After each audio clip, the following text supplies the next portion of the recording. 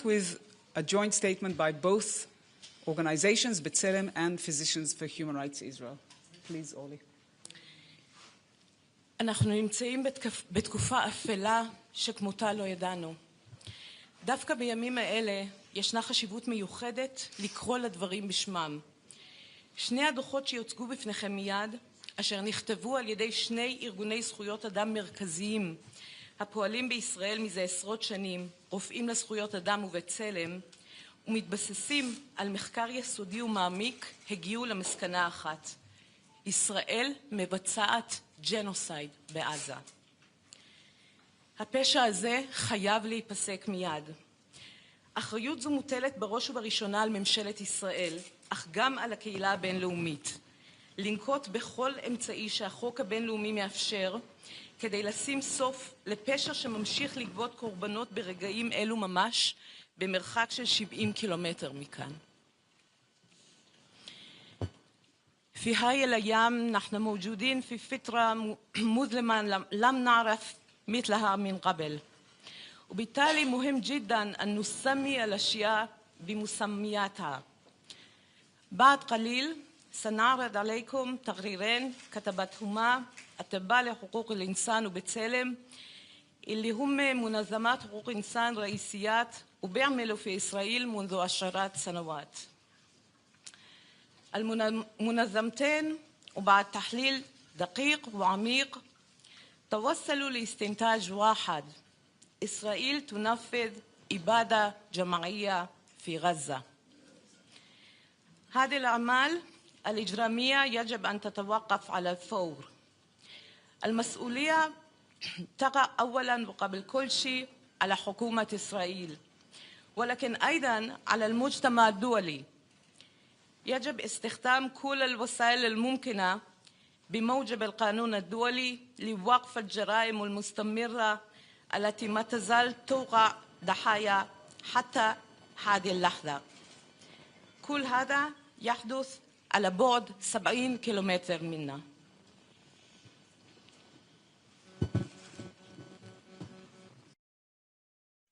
We are living through a dark time, the likes of which we have never known.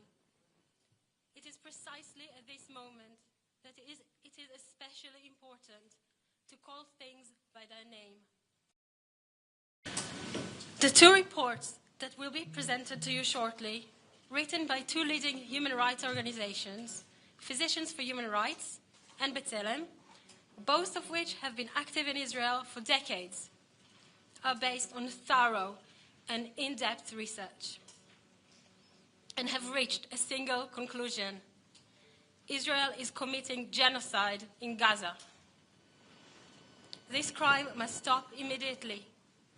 The primary responsibility lies with the Israeli government, but also with the international community to take every measure permitted by international law to put an end to a crime that continues to claim victims at this very moment, just 70 kilometers away from here.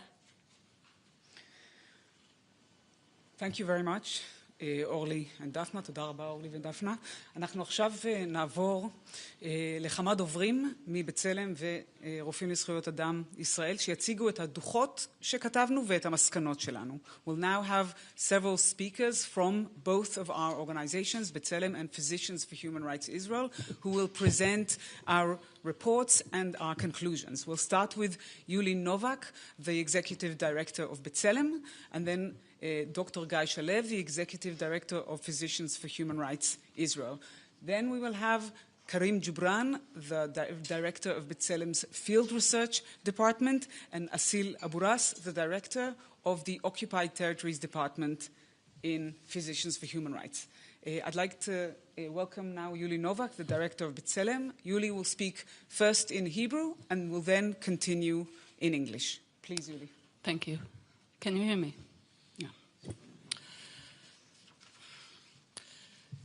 את הדוח שאנחנו מפרסמים היום לא האמנו שנכתוב, אבל בחודשים האחרונים אנחנו עדים למציאות שלא הותירה לנו ברירה אלא להכיר באמת. ישראל מבצעת ג'נוסייד בפלסטינים ברצועת עזה.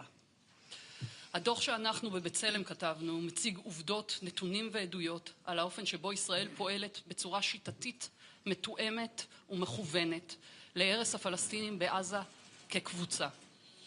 על כך הצהירו נציגי הציבור הישראלים אין ספור פעמים, כך קורה בפועל ברצועה, וזוהי בדיוק ההגדרה של ג'נוסייד. התקפה מתואמת מתוך כוונה להרוס קבוצה ככזו.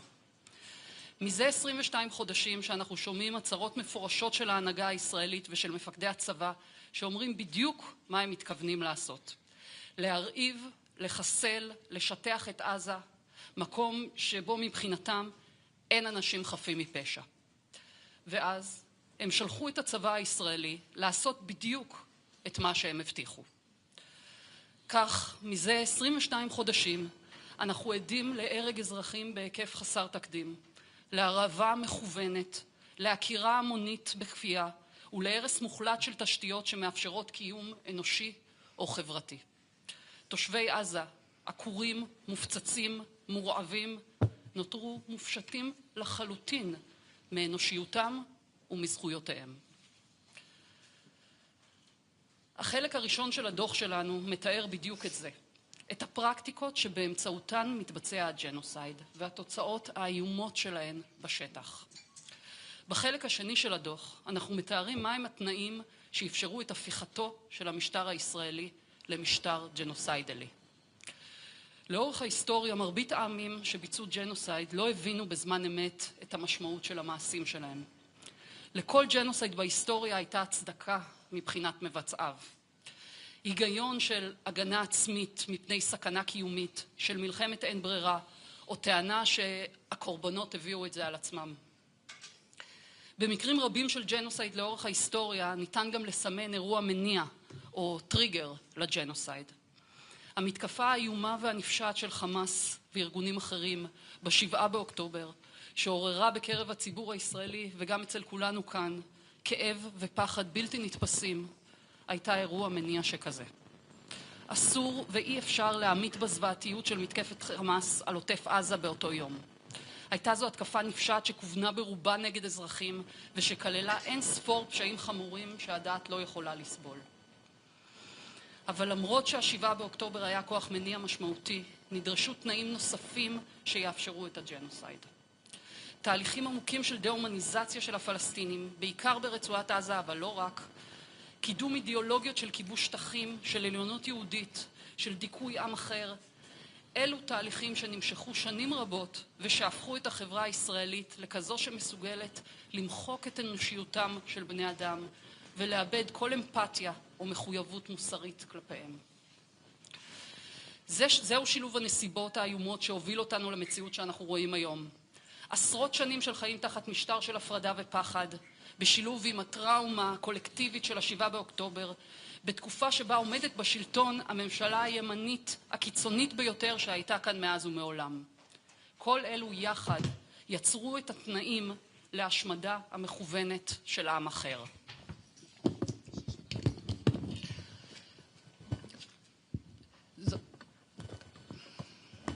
זוהי קריאה לעזרה, אך גם קריאת אזהרה. בעזה המצב מחמיר עם כל יום שעובר. ההפצצות ממשיכות, ילדים ממשיכים למות ברעב. אנשים נורים למוות כשהם מנסים להשיג מזון או מתים בגלל היעדר טיפול רפואי. ובאותו זמן ניצב גם חשש ממשי לחיי הפלסטינים בגדה המערבית. בגדה המערבית אנחנו עדים לאלימות בהיקפים חסרי תקדים כלפי פלסטינים ולזליגה של הפרקטיקות שבהן נוקט המשטר הישראלי בעזה. זה לא מפתיע. המשטר הוא אותו משטר, הצבא הוא אותו צבא, ולפלסטינים שחיים כאן אין שום מנגנון מקומי או בינלאומי שמגן עליהם. לכן אנחנו מחויבים להצביע על כך ולהזהיר. כל טריגר קטן יכול לגרום לג'נוסייד להתרחב גם ליתר האזורים שנמצאים תחת שליטה ישראלית. אני אסיים בדברים הבאים. לדוח שכתבנו קראנו הג'נוסייד שלנו, כי זה מה שהוא. ג'נוסייד שנעשה באנשים שחיים כאן על ידי האנשים שחיים כאן. כדי לכתוב את הדוח הזה נדרשנו, ישראלים ופלסטינים, להתבונן במציאות הזאת באופן משותף, מנקודת המבט של בני האדם שחיים על האדמה הזאת. ביחד אנחנו מעידים עכשיו מולכם על המציאות כפי שהיא, כמגיני זכויות אדם וכפלסטינים וישראלים שחיים בין הירדן והים. מדינת ישראל מבצעת ג'נוסייד ברצועת עזה, ומול העובדה הזאת, מול ג'נוסייד, חובה להשמיע קול ולהתנגד. הקהילה הבינלאומית לא רק כשלה בחובתה לעצור את הזוועות, אלא גם חולקת אחריות לאור התמיכה שהיא מעניקה לישראל, שמאפשרת לה ליישם את מדיניות ההרס. אנחנו קוראים לפעולה דחופה של הקהילה הבינלאומית, של החברה הישראלית ושל כל אדם שמקשיב לנו עכשיו. ג'נוסייד במהותו הוא התקפה על האנושיות עצמה, וככזה הוא תמיד מעמיד אותנו בפני השאלה, מה זה אומר להיות אנושי? התשובה בימים אלו היא שלהיות אנושי זה לעשות כל מה שאפשר כדי לעצור את הג'נוסייד. תודה.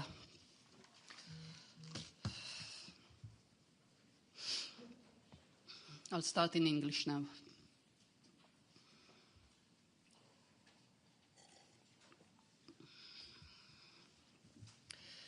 The report we are publishing today is one we never imagined we would have to write. But in recent months, we have been witnessing a reality that has left us no choice but to acknowledge the truth. Israel is committing genocide against the Palestinians in the Gaza Strip. The report written by us at B'Tselem presents facts, data, and testimonies about how Israel is acting in a deliberate, coordinated, and systematic way to destroy the Palestinians in Gaza, in an attack that aimed at the entire group as such. This has been declared countless times by Israeli officials. This is what is happening on the ground, and this is precisely the definition of genocide. For the past 22 months, we have heard clear statements from the Israeli leadership and military commanders saying precisely what they intend to do: to starve, destroy, and flatten Gaza, a place where no one is considered innocent in their eyes. And then they sent the military in to do just that, exactly as they promised. So for the past 22 months, we have witnessed unprecedented levels of civilian killings, of deliberate starvation, forced mass displacement, and the total destruction of most infrastructure necessary for human and social existence. The people of Gaza have been displaced, bombed, and starved, left completely stripped of their humanity and rights. The first part of our report described exactly that, the practices through which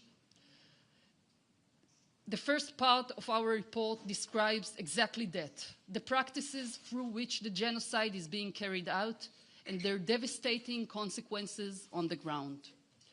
The second part of the report, in the second part of the report, we describe the conditions that made it possible for the Israeli regime to become a regime that commits genocide. Throughout history, most societies that committed genocide didn't understand at the time the meaning of what they are doing. Throughout history, most societies that committed genocide did not understand at the time the meaning of what they were doing. Every genocide in history has had a justification, at least in the eyes of those who committed it. A story of self-defense in the face of existential threat, of a war of no choice, or of victims who had brought it on themselves. In many historical cases of genocide, we can identify a triggering event. The horrific and criminal Hamas-led attack on October 7th was such an event. It caused unbelievable pain and fear for Israelis, including us here. We must not and cannot downplay the horror of this attack. It was assault directed mostly at civilians that included countless of grave crimes. Yet, although October 7th was a significant catalyst, other conditions were required in order for the genocide to become possible. Deep processes of dehumanizing of Palestinians, especially in Gaza, the promotion of ideologies of occupation, of Jewish supremacy, of oppression, all these have shaped Israeli society into one capable of erasing people's humanity and losing all empathy or moral obligation towards them. This is a dreadful combination of circumstances that brought us to the reality we are witnessing today. Decades of life under a regime built on separation and fear, together with a collective trauma of October 7th, at the time when the most extreme right-wing government in the history of Israel is in power. Together, this created the conditions for a deliberate destruction of the Palestinian people in Gaza. This is a call for help, but also a warning. In Gaza, the situation worsens with each passing day. The bombings continue, children keep dying of starvation, people are being shot to death while trying to get food, or die due to lack of medical aid. At the same time, there is also a very real danger to the lives of Palestinians across all areas under Israeli control. In the West Bank, we are witnessing violence on an unprecedented scale and a spillover of the same practices Israel is using in Gaza. This comes as no surprise. The regime is the same regime, the army is the same army, and there is no mechanism, either local or international, to offer protection to Palestinians. That's why we are compelled to state this clearly and issue a clear warning. Any small trigger could lead the genocide to expand to other parts of the area under Israeli regime. I will end with this. We call this report our genocide because that's what it is. A genocide committed against people who live here by the people who live here. In order to write this report, we, Israelis and Palestinians, had to look at reality together through the shared perspective of the human beings who live on this land. Together, we stand before you now to bear witness to this reality. As human rights defenders, as Israelis and Palestinians who live between the river and the sea. The state of Israel is committing genocide in the Gaza Strip. And in the face of this fact, in the face of genocide, our duty is to struggle to stop it. The international community has not only failed in its duty to stop the atrocities, but also share responsibility by providing support that enables Israel acts of destruction. We call for an urgent action from international community, from the Israeli society, and from every person who's listening to us. Genocide, at its core, is an assault on humanity itself. And as such, it forces us to ask, what does it mean to be human? The answer these days must come in action. Thank you. Thank you very much, Yuli. We will now hear from Karim Jubran, the director of B'Tselem's Field Research Department. Please, Karim. Good evening, everybody. My name is Karim Jubran. I'm a Palestinian. I live in East Jerusalem. I have lived my whole life under the Israeli apartheid regime and occupation, with no citizenship rights. I have worked in B'Tselem for 21 years, and I am director of the field research. For 21 years, I have received reports and testimonies about crimes committed by the Israeli occupation all over the West Bank and Gaza Strip. Violence, humiliation, killings. I thought I had seen everything. But what we are seeing in Gaza now is something we have never seen before. I am afraid that if it doesn't stop now, things will get even worse. I am already a grandfather, and I always know my grandchildren would face a hard future here.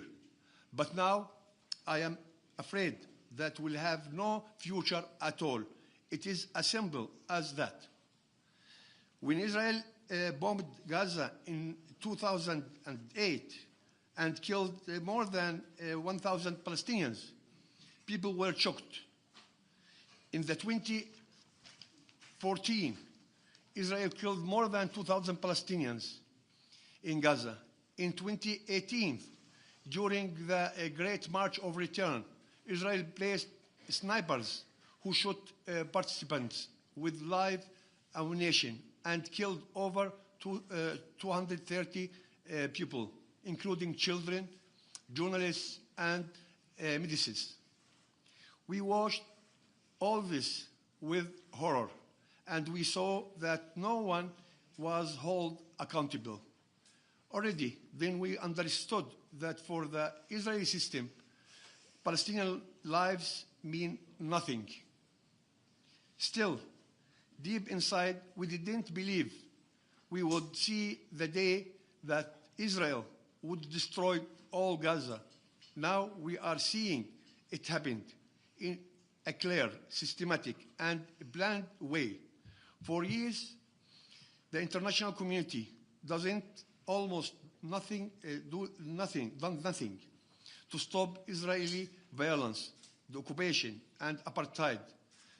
The lack of action is now allowing the genocide to happen. World leaders, especially in the United States and Europe, that are not taking real steps to stop it, are sharing responsibility in the horrors.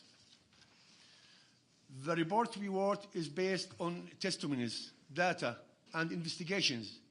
The report shows a terrible picture: mass killing, deliberate destruction of infrastructure and living conditions, total destruction of the social fabric of schools, universities, hospitals, mass arrests, abuse of prisoners, hunger, forced displacement.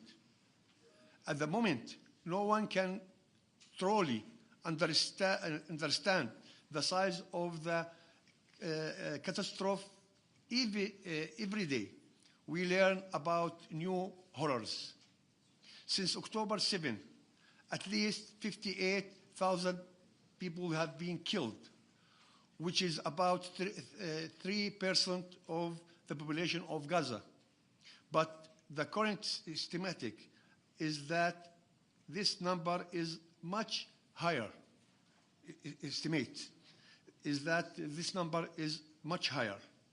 More than 2,200 families have been completely erased.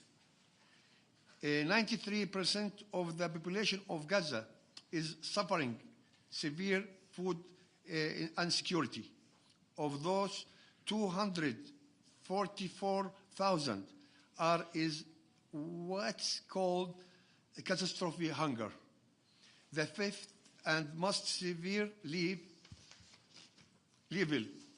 Over the last few days, there was been a dramatic increase in the number of people dying from starvation, and the situation is only getting worse. Israel has also added the ethnic cleansing of Gaza to the official goals of the war. In the report, we analyze how all this is direct result of policy openly declared by Israeli leaders and military commanders. That leads us to clear conclusion. Israel is working in a deliberate, coordinated way to destroy Palestinian society in Gaza. That is the definition of genocide. You must understand what it means that the Israeli regime is committing genocide.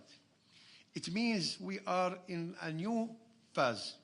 We need to understand what this means for everyone in the region.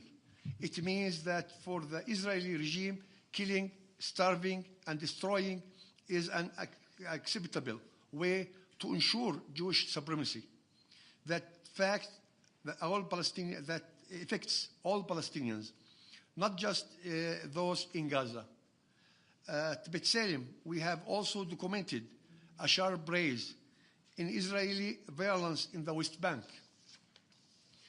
Israel is doing everything to break the spirit of the Palestinian people, using checkpoints, arrests, and lockdowns on whole cities.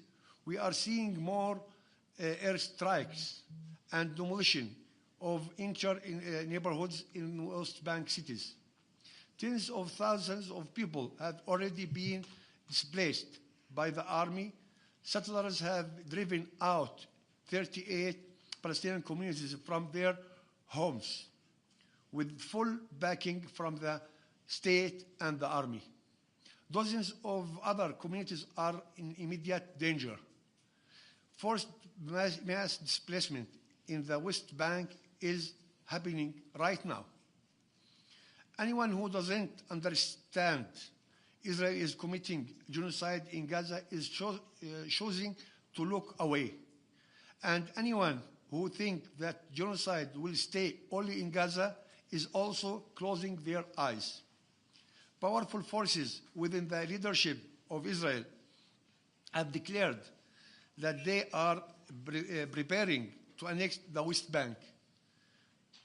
For them, the fate of Jenin is the same as the fate of Jabalia. They don't want to see Palestinians here. In our report, we warn that appropriate trigger can bring the genocide to Jenin and Nablus, Hebron. Every Palestinian grows up with stories of the Nakba of 1948. Today we were watching our worst nightmares come true. I want to say something about the name we choose for the report, our genocide. In this darkness, the fact that Palestinians and Israelis at B'Tselem are working together, resisting together, fighting together, gives a glimmer of hope. We are all paying a price. First of all, Palestinians in Gaza, and also in the West Bank and inside Israel, are paying a heavy price. But I appreciate the courage of my Jewish colleagues who are paying a social and personal price for speaking the truth and standing up for humanistic values. We will not give up. This is our homeland. We will stay and struggle for our freedom. When genocide is happening, every person in the world must ask themselves, am I standing by, or am I doing everything I can to stop it? Thank you. Thank you very much, Karim. We will now hear from Asil Aburas, the Director of the Occupied Territories Department in Physicians for Human Rights, Israel. Please, Asil.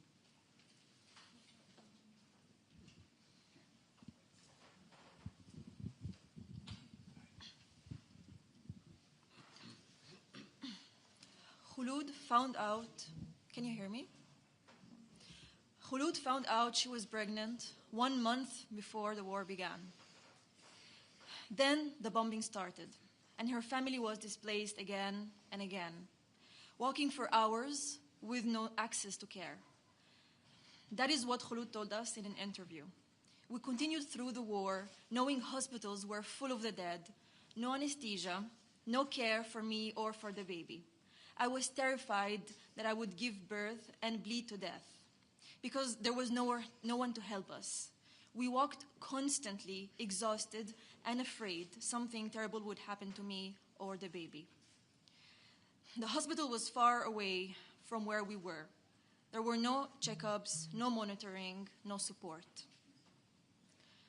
Khulud gave birth while displaced, far from any functioning hospital, afraid every step of the way. Today, there are 50,000 pregnant women in Gaza. Next month, 5,500 are expected to give birth, 1,400 by C-section. None will deliver in safe, equipped hospitals. Many, like Khulud, will give birth in overcrowded tents, without anesthesia, without clean water, without trained staff. Since the war began, care has collapsed.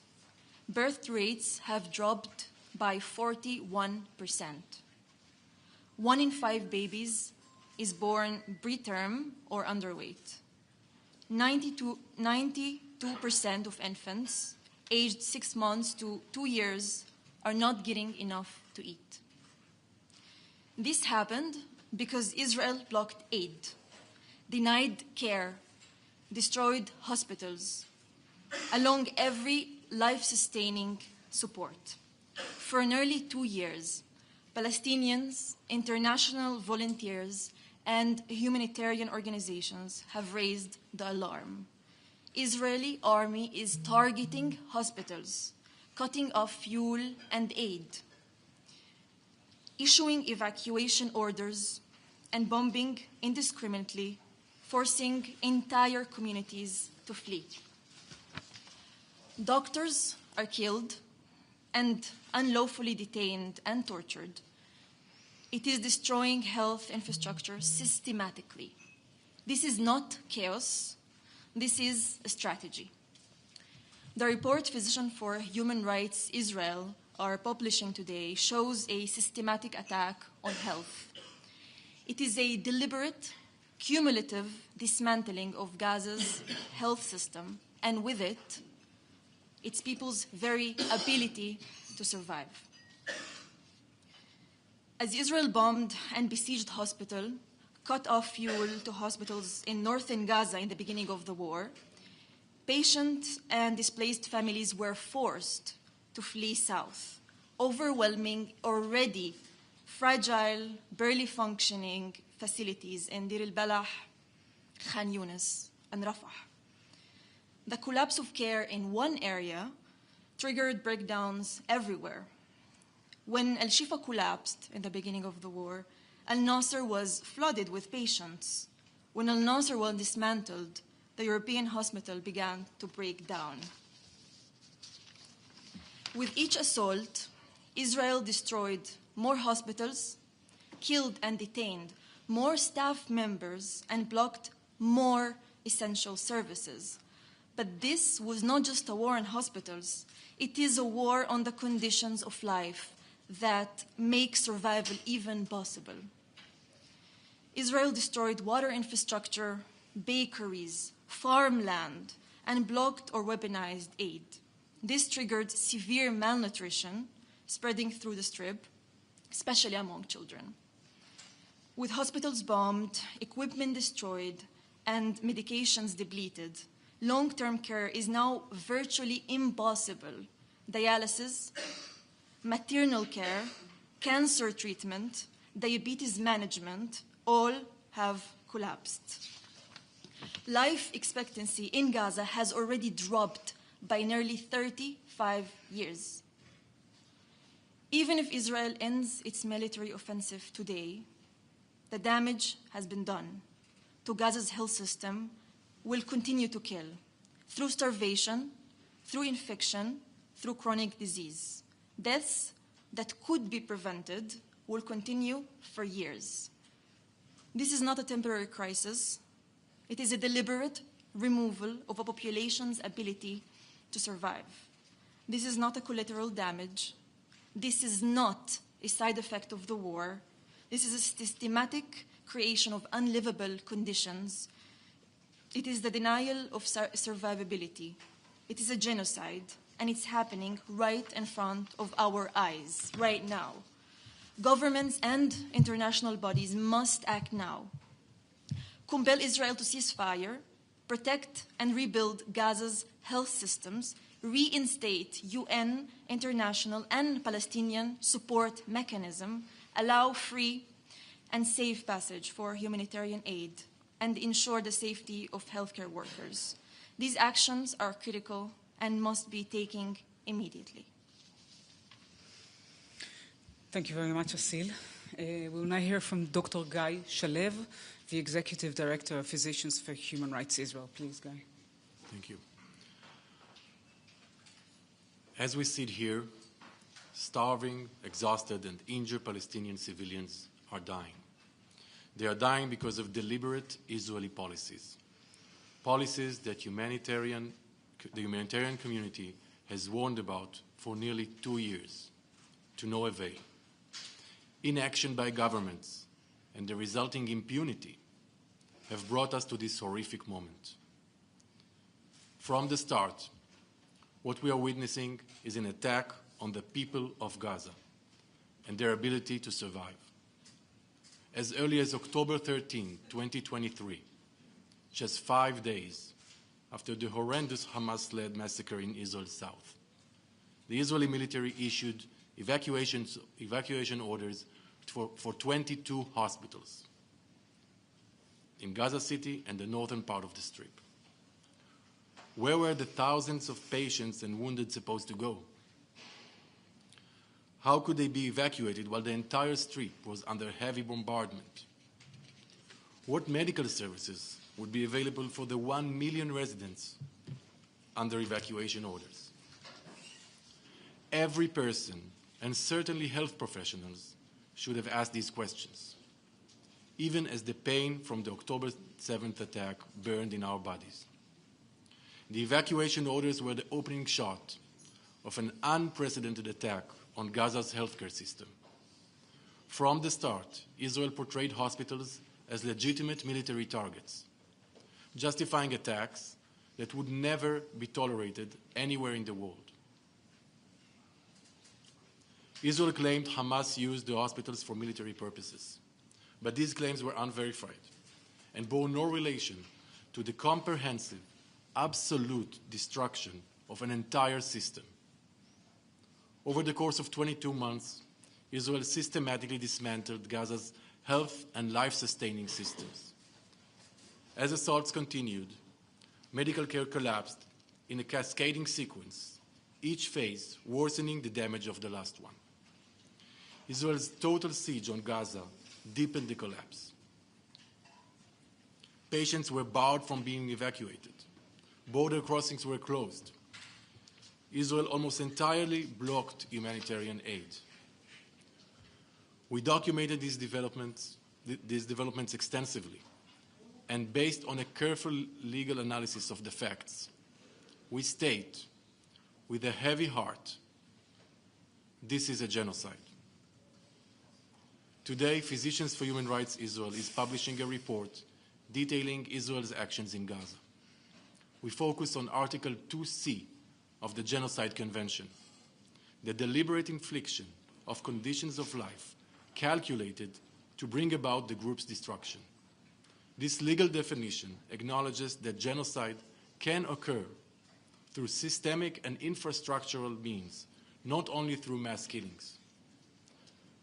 We show how Israel's actions have led to the destruction of the conditions necessary for the survival of Palestinians in Gaza. Systematic destruction of the healthcare system, denial of access to food, blocking of medical evacuations, and using humanitarian aid to advance military targets all indicate a clear pattern of conduct, a pattern that reveals intent.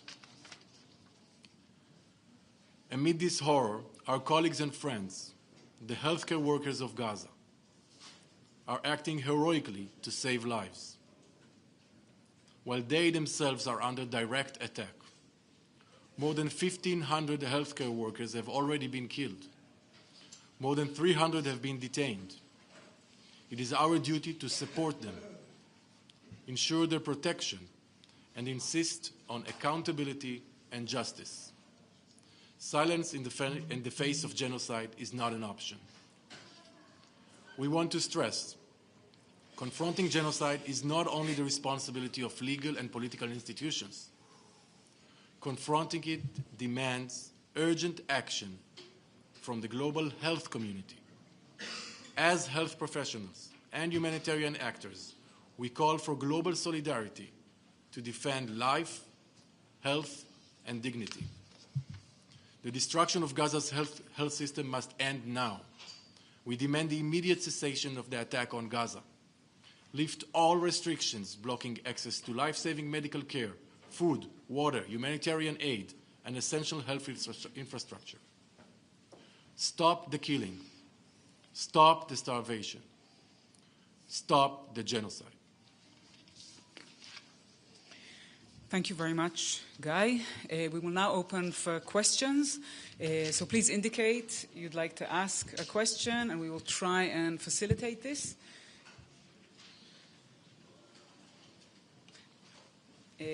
We'll start with you. And please first also introduce yourself and your media outlet, your name and your media outlet. Thank you. Thank you for this. It's working. It's working. Yeah. It's Abir Salman from CNN. You mentioned, Karim, that you paid a personal price, you and your colleagues, while preparing this report. Can you talk about the most difficult challenges that you had while preparing those reports? We might try and take maybe 3 questions, and then we'll do answers. So, second person.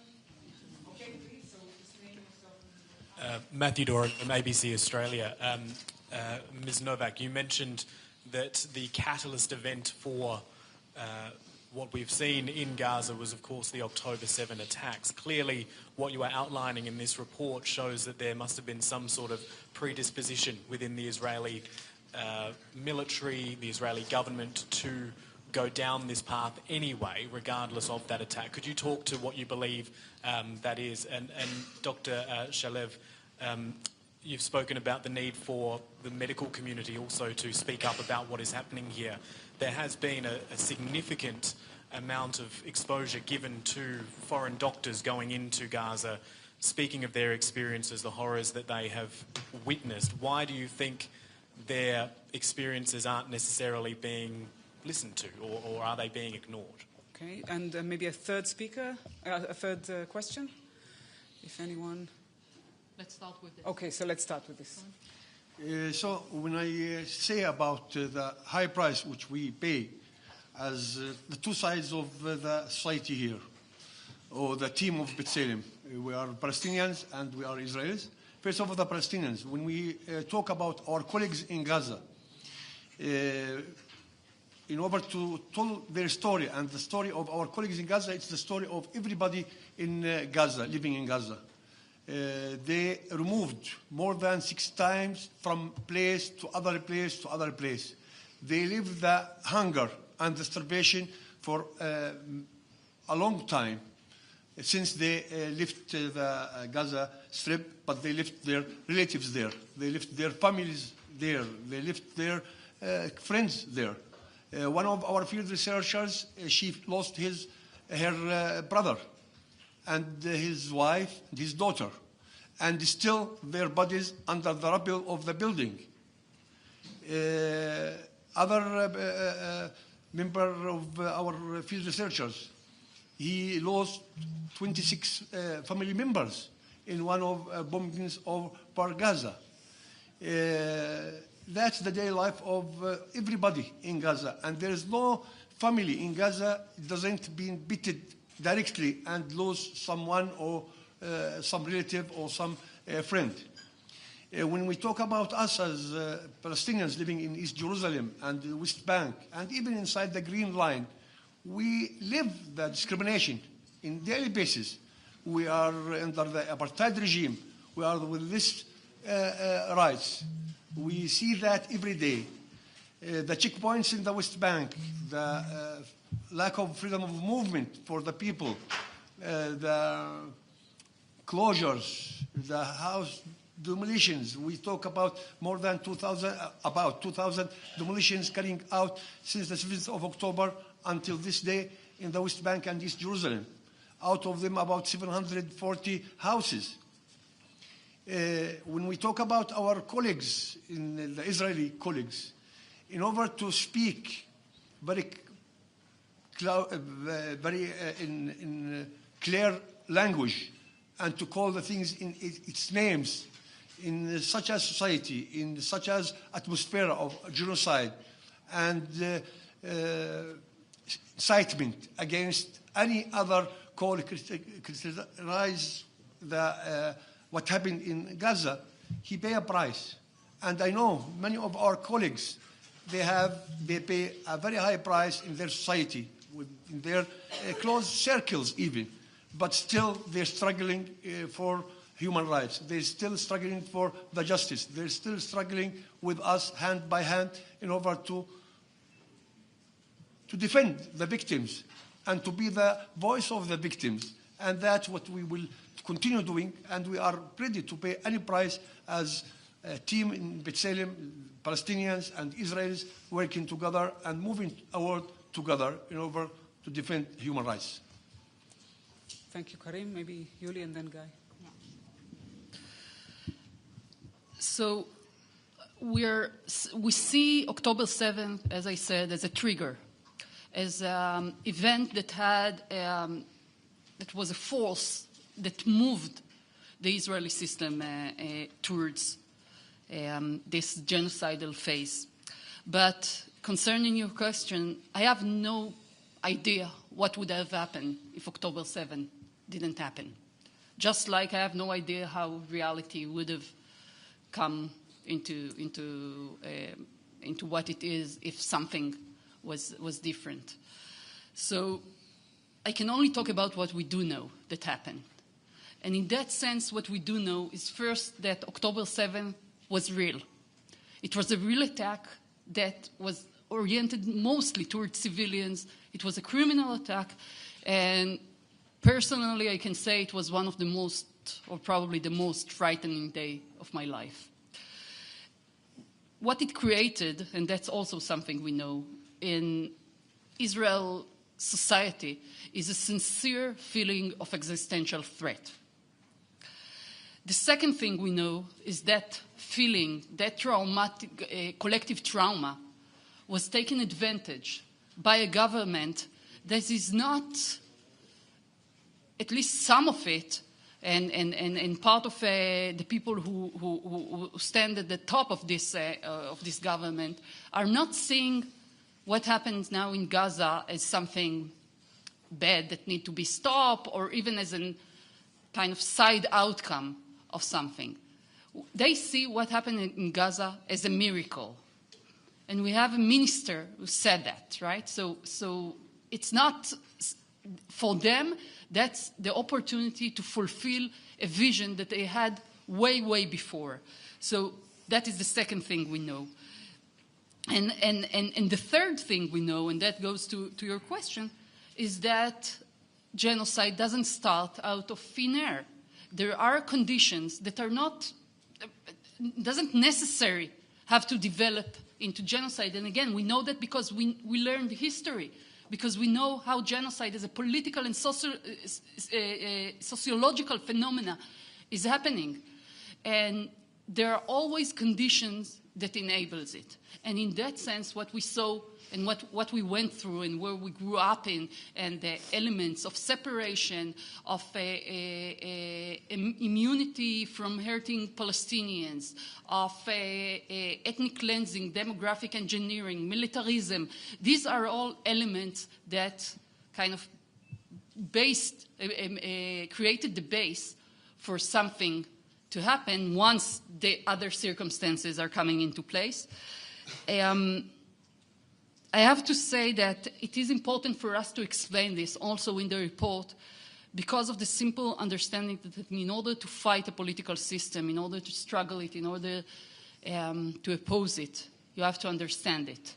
And part of our contribution to this struggle against the Israeli genocide is our ability as Israelis and Palestinians to explain it, both from the point of view of the victims, but also from the point of view or looking at the system that is committing it.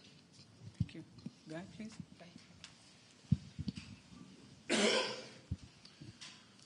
Thank you for this question. First of all, I don't think they're ignored. we've seen a lot of doctors coming from all over the world, volunteering, putting themselves at immense risk, coming into Gaza, caring for people under attack. And we've seen their testimonies being heard in the world. Unfortunately, it seems that they are not heard by the right people that can actually change the course of the government's policies. It seems that people are listening to these doctors, seeing the images from Gaza, and going to the streets in many, many places in the world. But governments continue their support of Israel, whether in silence or in direct support. And we are hoping that the people who are guided by the right conscience will be able to influence their governments in order to bring change and stop this genocide. And also I want to say something about doctors around the world, because doctors around the world also see these images and also listen to their colleagues, Palestinian and foreign, coming into Gaza and telling the stories of the Gazan healthcare system.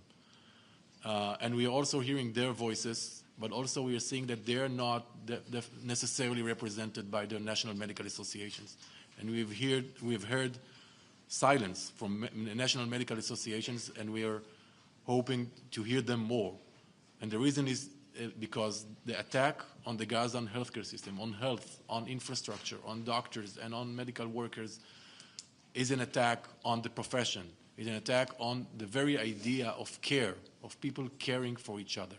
And we think that doctors around the world and associations, medical associations, have to raise their voices. I would want Daphne to add something as a doctor. I want to say that to my colleagues in Gaza, and I hope they'll get to hear this one day, they have shown unbelievable bravery. They have stood by their patients in the most unbelievable conditions, risking their own lives. More than 1,580 medical workers were killed by the army.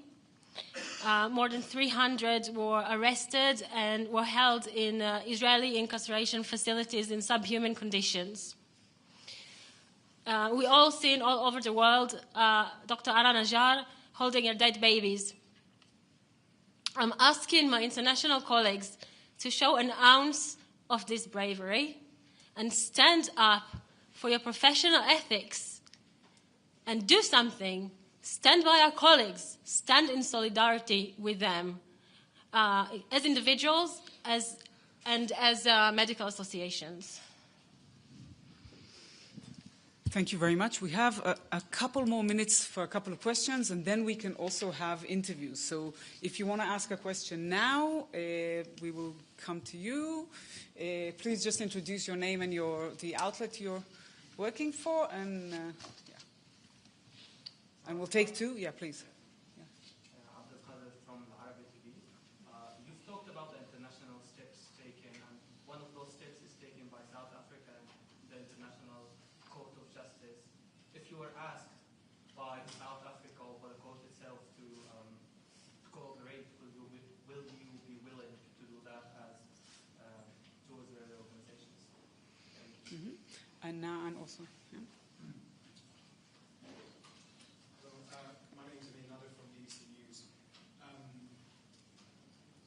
How do you imagine this, what you're announcing today and the reports you've released, will be received in Israel more widely? And do you think it will reach a more receptive, aware audience than it might have done were it to have been released perhaps last year, earlier in the war? Okay. And we have two more questions from there, and then I think we'll finish. So maybe let's take these, and then we'll get to you. Okay, I want to answer the first question, and then somebody else. Okay, so I want to say something in general about our work and the conditions we are working under. You know, we are part of Israeli-based organizations with a staff of Israelis and Palestinians from around the area, from the area between the river and the sea. We are working in an increasingly oppressive environment Karim talked about it before. We need to think a lot about every word that comes out from our mouth in order to keep our responsibility towards our team members, first and foremost, both Palestinians and Israelis, and to keep our ability of us as human rights organizations and our colleagues, again, Palestinians and Israelis, to be able to continue to work. We got to publish these reports after a long process of research, analyzing the facts, but also about asking ourselves what is our role in the face of genocide. And what we are coming with today is to say whatever we can in order to kind of join or support the global effort, which Guy talked about, of human beings around the world that are standing up and opposing it and trying to do whatever they can to demand their governments to do more. There are governments around the world which are doing more than others, and there are governments who are completely supporting of this. And those who supported it is part of what enabled this genocide to happen. I will stop here. Guy, please. Regarding the question on how these reports might be accepted in Israeli society.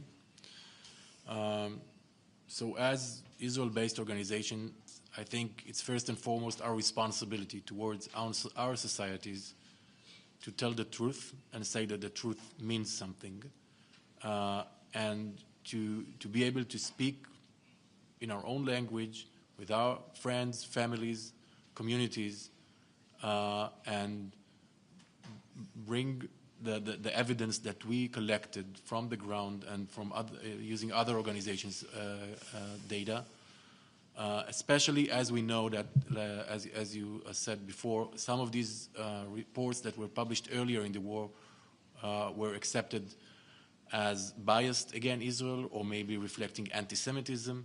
So I think we have larger responsibility to stand behind the truth even when the truth is being denied.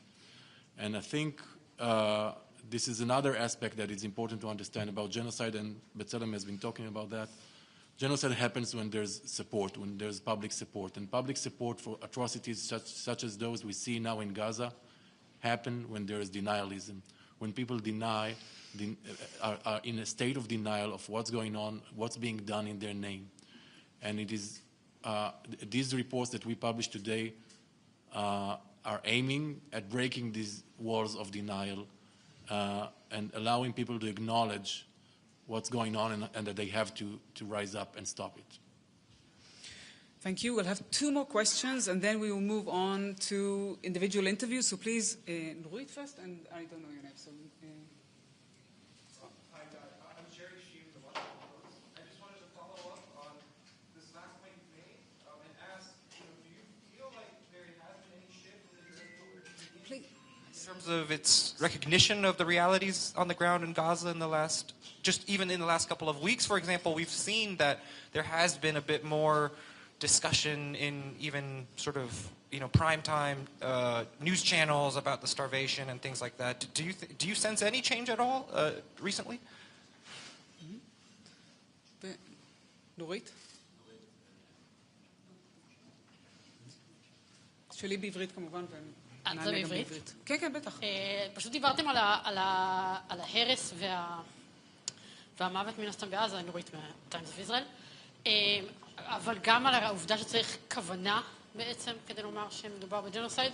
אז רציתי לדעת האם אפילו בתהליך המחקר הפנימי יש התייחסות למקרים אחרים של ג'נוסייד, זאת אומרת, האם נעשתה איזושהי ניסיון להשוות לאירועים אחרים, רחוקים או יותר קרובים כדי לקבוע את זה בסופו של דבר.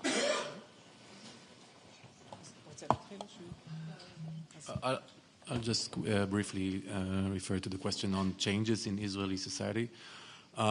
Yes, we've been seeing a change in the past few weeks, and I think that a lot is attributed to the reality being much worse on the ground in Gaza.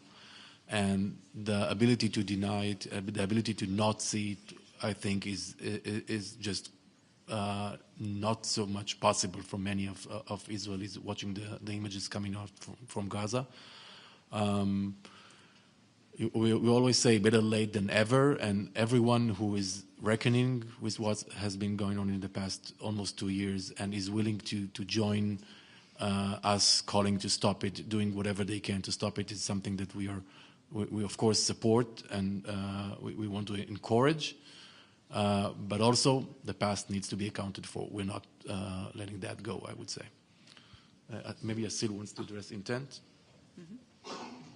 So regarding to intent, we have covered that in our report, in where we're showing, our report specifically is taking the destruction of the healthcare system and looking at the pattern as a way that we're looking at intent. Other reports, for example, Amnesty that was published in this last December 2024, and other reports have really looked at incitement, for example, by Israeli politicians and decision makers as a proof of intent, and we have covered that as well in our report, but we looked at more, especially after 22 months of war, on proving intent by looking at the pattern of conduct, showing how there is a book that Israel is going by now of how destroying hospital. We can look at the pattern here of every hospital that has been destroyed, collapsed. There is 1, 2, 3. There's literally a book that is being followed. Every hospital, it's almost the same.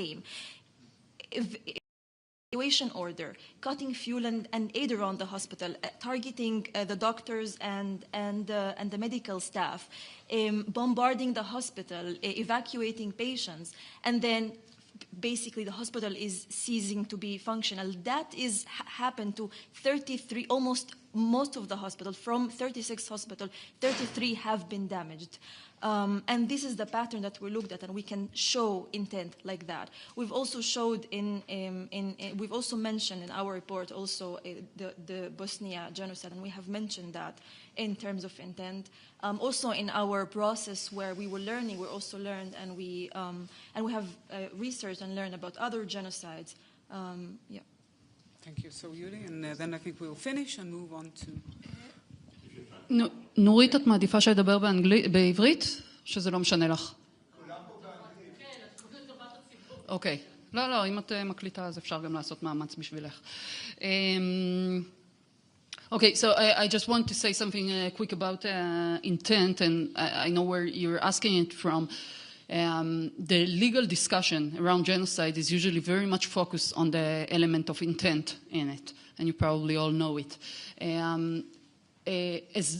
As much as this legal discussion is super important and is critical in order to bring perpetrators into justice, what we know from history is that the legal system, definitely the international legal system, works not in the time frame that is needed in order to stop a genocide. Usually it gets to its conclusion way before, after the damage has already been done. And yeah. So when we are looking at intent, I think we need to also look at it not as lawyers, but just as people with eyes and hearts and mind. And look at what happened here. In the first days of the attack, the highest political level in Israel, including the Prime Minister himself, the Minister of Defense, the President of Israel, stood out and told all of us, told the world and also their soldiers their intent. They marked the entire population of Gaza as responsible for Hamas attack, right? That was the exact words of our president. It's an entire nation there that is responsible. They called Gazans human animals. They called them Amalek. We all heard it. Now, that marks a clear intention of targeting civilians and directing the attack towards the civilian population. Now, we can say, okay, they just said it. But then we heard it from commanders in the army. right, from generals. And then we heard the soldiers on the ground saying exactly the same thing, singing that they are going to take down Amalek, singing that there are no innocent people, there are no uninvolved people, singing and talking and shouting about going to destroy Gaza and flatten Gaza. So that's the second. And then third, we saw the results. It wasn't just talking. And fourth, our leaders also saw the results of what they said. And they had enough time, 22 months to be precise, to stop it and to correct if anybody understood them wrongly. And they didn't do that. And again, as a person with a mind and a brain, I think if anybody look for a proof that there is an intent here, that's how you get it. Thank you. Thank you. So maybe one from you, and just identify yourself in your outlet. Shrivastava with the Financial Times. Could you talk a little bit about any engagement you may have had with the Israeli government, maybe legal authorities, etc., on this accusation of genocide? And secondly, within the Israeli human rights defenders network, other NGOs, I remember when you guys released a report on the apartheid, you were joined by dozens of others. Today we see two of you. Are we at the tip of the spear? Will more people follow? Or is there another reason why there's only two groups here today? You will speak about the government? Okay. I'll just say again, we are now the two, as far as I know, two first Israeli-based organizations that come to this conclusion. Israelis, all around Israelis who share our values and general approach to life, which is to respect human dignity and human rights, are struggling these days. All of them. Not only human rights defenders, not only our colleagues, we see it all around.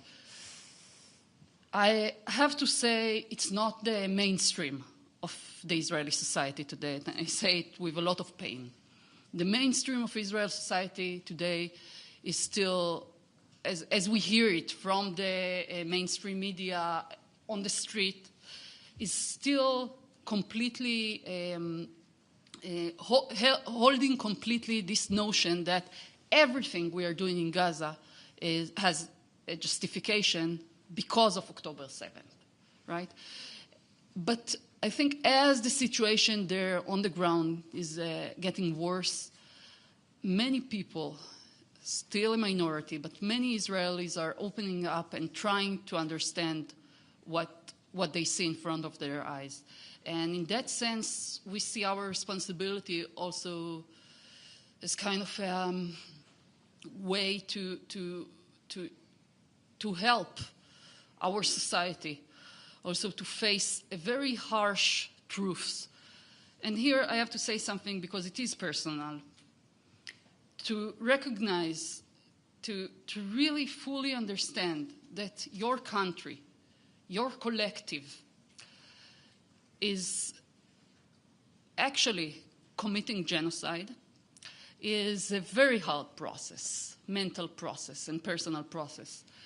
Not only because it puts us in risk, in all kinds of risks. That's also true.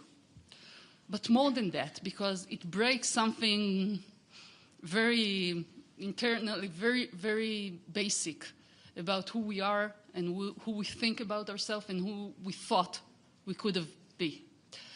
And I think many of our colleagues, just like us, are struggling at the moment, not only because of fear of sanctions, but also to fully grasp this thing that is genocide, that in its most kind of the most basic characteristic of it is that it is really incomprehensible. It's a phenomena that the mind cannot bear. And that's where we are now, and in a way we're trying to do the impossible. We're trying to portray a phenomena that is really unbearable to describe and even more unbearable to understand and then to act. But once you do, once you see it, once you cross that line, I think everything becomes very, very clear about what you need to do. And in that sense, I hope many other Israelis will follow and join this struggle to stop the genocide. Thank you very much. I think the question about what kind of communication we have with Israeli bodies is important, because we are now, after, frankly, 22 months of just unstoppable attempt to stop this and communicate with the different Israeli bodies in order to do that. And we know that is part of what we delineate in our report. The Israeli bodies knew all along what they're doing. We had the WHO, we had other UN bodies, we had humanitarian organizations, we had Palestinian organizations saying again and again that this is what's happening on the ground and these are the results of that. We, as an organization, already in October 20th, 2023, submitted an early petition to the High Court to stop the attack on Al-Quds Hospital. 3 weeks later, it ceased to operate. Kamal Adwan, the last remaining hospital of the northern side of Gaza, serving more than 70,000 people, was attacked 50 times. We petitioned the High Court. We wrote letters to the military, to anyone. The same day that it was finally destroyed and burned, we submitted an urgent petition, and it was denied. So we have been communicating again and again with all kind of bodies. We're communicating with Israeli medical bodies, everyone, in order to put whatever pressure that is possible. And they are not heeding to any of the warnings. And what we're seeing in the past few weeks with starvation, this is maybe the most clear example of that. Everyone, all the humanitarian community, the international humanitarian community, all experts on that topic, warned that if you put a total siege on 2 million people, people will die of starvation. It takes time, and now we are seeing that. It's not something that they haven't seen ahead of time. And it's just a clear violation of anything that we might consider as human, while knowing that they are doing that. Thank you to all of our speakers. Thank you to the media. Please feel free to come up and do individual interviews if you're in need of that. Yeah, and coordinated through our spokespeople, Shai, Ran, and Yair over there. Okay, so, and thank you everyone for coming. Of course, the embargo is now lifted and you're free to publish all of this information. Thank you very much.